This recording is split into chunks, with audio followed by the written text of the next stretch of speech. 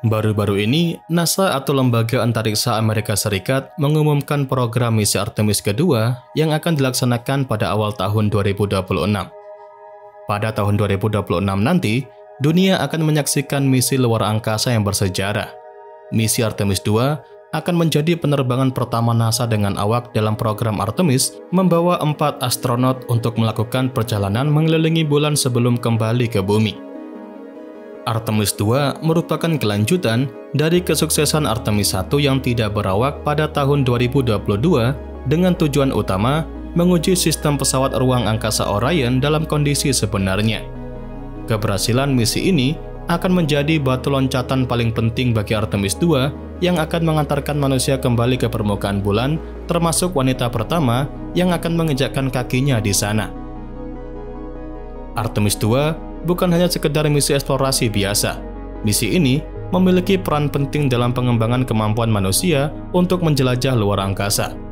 Beberapa hal penting yang akan dilakukan, seperti menguji sistem pendukung kehidupan di Orion untuk memastikan keberlangsungan hidup astronot dalam misi yang lebih panjang. Kemudian, memverifikasi sistem komunikasi dan navigasi, terutama saat wahana Orion berada di luar jangkauan satelit GPS di bumi. Selain itu, misi tersebut juga dapat melatih kru dalam berbagai prosedur operasional, termasuk manuver kritis seperti proximity operation atau pendekatan dan penyesuaian orbit terhadap objek di luar angkasa. Dan terakhir, menguji daya tahan pesawat dalam kondisi ekstrim luar angkasa sebelum digunakan dalam misi pendaratan di bulan. Dengan begitu, keberhasilan Artemis II akan memastikan kesiapan teknologi dan juga manusia dalam menghadapi tantangan eksplorasi jangka panjang, termasuk misi ke Mars di masa depan. Setelah kalian sudah paham tentang garis besar misi tersebut, sekarang mari kita bahas detail misi Artemis II. Yang pertama adalah jenis dan durasi misi. Artemis II adalah misi berawak dengan jalur lunar flyby, di mana pesawat Orion akan mengorbit bumi sebelum melakukan perjalanan melintasi bulan dan kembali ke bumi. Durasi misi ini sekitar 10 hari, dengan total jarak tempuh mencapai lebih dari 460.000 km. Yang kedua, peluncuran dan jalur penerbangan. Misi ini akan diluncurkan dari Kennedy Space Center, Florida, menggunakan Rocket Space Launch System atau SLS. Setelah peluncuran, wahana antariksa Orion akan melewati beberapa tahap sebelum menuju bulan. Tahap pertama adalah orbit bumi. Wahana Orion akan memasuki orbit elips dengan ketinggian sekitar 185 hingga 2.250 km dari permukaan bumi. Tahap kedua, atau setelah menyelesaikan 1 kali orbit, wahana Orion akan menaikkan ketinggiannya hingga 46.000 km untuk melakukan berbagai pengujian sistem. Tahap ketiga adalah manuver Translunar Injection. Setelah memastikan sistem bekerja dengan baik, wahana Orion akan melakukan pembakaran mesin untuk meluncur menuju bulan dalam jalur free return trajectory, di mana gaya gravitasi bulan dan bumi akan membimbing wahana Orion kembali tanpa perlu banyak bahan bakar. Tahap keempat adalah terbang melintasi bulan. Wahana antariksa Orion akan mencapai titik terjauh dan memberikan kru kesempatan melihat bulan di latar depan bumi dari kejauhan. Dan tahap terakhir atau yang kelima adalah kembali ke bumi. Setelah menyelesaikan 4 tahap tadi, wahana Orion akan kembali ke bumi secara alami karena efek gravitasi, memasuki atmosfer dengan kecepatan tinggi, dan akhirnya mendarat di Samudra Pasifik untuk diambil oleh tim pemulihan.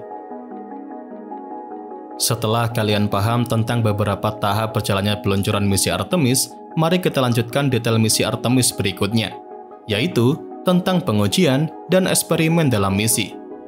Misi Artemis II tidak hanya sekedar perjalanan ke bulan, tetapi juga mencakup berbagai eksperimen penting. Eksperimen pertama adalah pengujian sistem pendukung kehidupan. Untuk pertama kalinya, sistem pendukung kehidupan di Orion akan diuji dalam kondisi luar angkasa dengan awak di dalamnya. Para kru akan mengamati bagaimana sistem ini menangani produksi udara, penghilangan karbon dioksida, serta bagaimana tekanan dan suhu di dalam kabin dapat dipertahankan dalam kondisi yang optimal.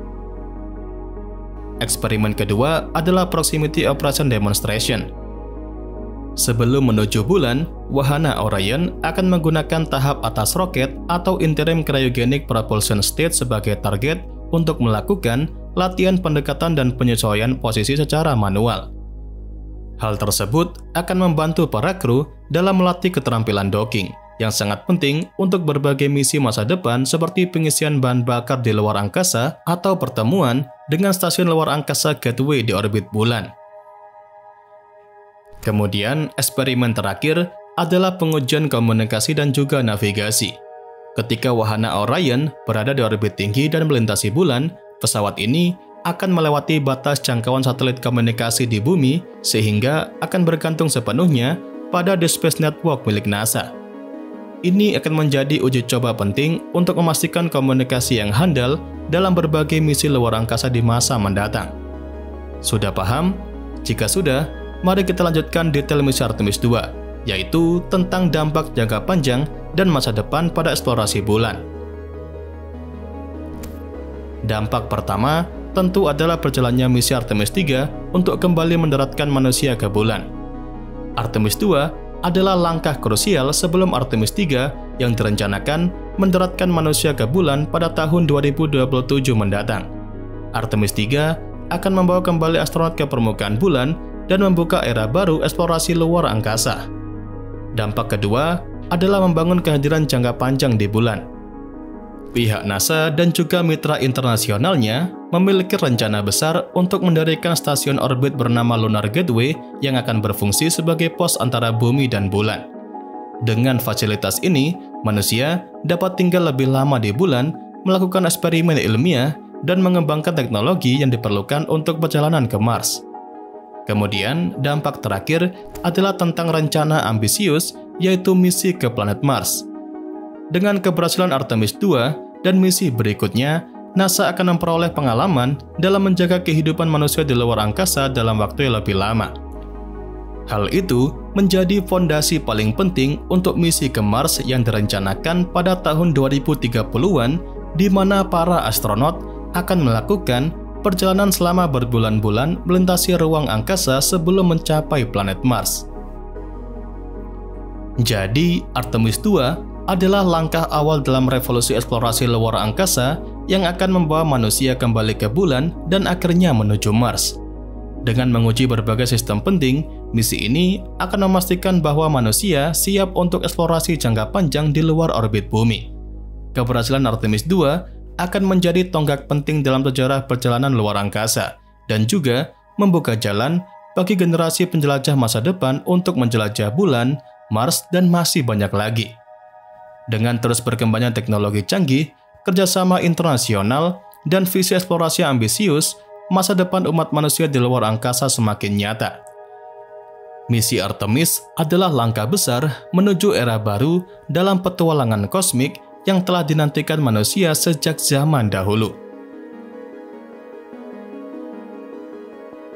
Dan ya, itu saja yang bisa saya sampaikan pada kesempatan kali ini. Seperti biasa, semoga dapat memberikan pengetahuan baru seputar dunia astronomi sekaligus hiburan untuk kalian semua. Jangan lupa, kedepannya masih akan ada banyak lagi pembahasan menarik seputar dunia astronomi yang akan saya sampaikan. Dan tentunya bakal sayang banget untuk kalian lewatkan. So, tetap stay tune terus ya bersama kami, Nasi Angkasa, Media Astronomi Indonesia.